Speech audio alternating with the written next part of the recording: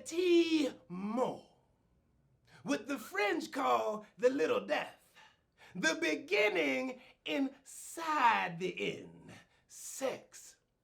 What I'm talking about here is a soul's axis, the primal pull that shows at the core of every civilized person is a savage, a brute, built on bestial impulses seeking itself, the dark shadow that aims below the belt, the felt but often avoided force of when a man swells and someone enjoys it.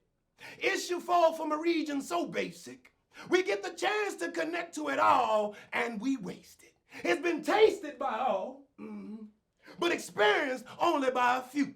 It's the difference of how a glass of water tastes when you've been without it for a day or two. Water's water when you have it, no specialness. Till you're crawling across the desert's driest stretches with only sheer willpower and God's good blessing. You think, and the only ambition left is a cool, refreshing drink and a moment to relate to what you are, moving beyond the who into the great universe. You see, the gift is the curse, but the curse serves to keep us immersed. You receive what you believe you deserve. Are you listening? What's the difference between $100 and a late night swerve? The value I place on him or her. It's always people first. And if anyone tells you differently, they've been hurt without someone to come along and undo the dirty work. You see, pain is painful. That's why we avoid it, especially in ourselves. Call the nurse. We need an intervention. See, sex is medicine turned poison without intention. Are you listening? Sex is medicine turned poison without intention. When two people come together, they create energetics that are exchanged and rearrange your auric field. So beyond dick and pussy, you are breaking portals and seals. Ladies and gentlemen, sex is life, but intimacy is prayer. To bow before the divine in each moment as a taker. Feeding off of everything with all due respect because we are nature. Healing the split, revealing the consciousness of unity, surrender to it. You are not giving yourself to a person, but to spirit. And the potential to call into the great expanse of it all and hear it as yourself. Woo. Let that beast loose and pray your heart melts. Because we don't just get to play the hand we've been dealt, no, but to create an atmosphere of utter wealth. Supplied because we have been willing to die in each moment.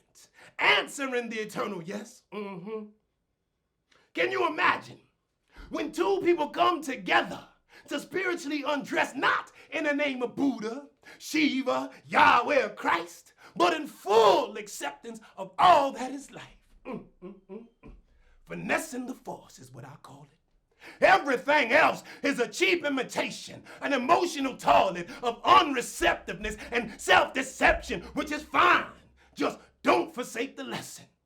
To be able to give yourself into life fully is the message. And mastery begins when you begin to ask and answer your own question. What am I doing? Being and receiving a blessing. It's the panacea of the taker, the elixir of the trickster, the generosity of death, surrendering the body to the mystery, releasing the breath as scripture, annihilating the ego, synthesizing into alchemy of the highest order. This is the gateway of life, heaven's portal. You don't want to fuck it or screw it up and dawdle. You wouldn't want to dick up a chance to be consciously immortal. Now, what would that afford you? As the warden of your own denial, self-saboteur's toil, which ultimately is avoidable. My people, sharing is caring. Pass the plate.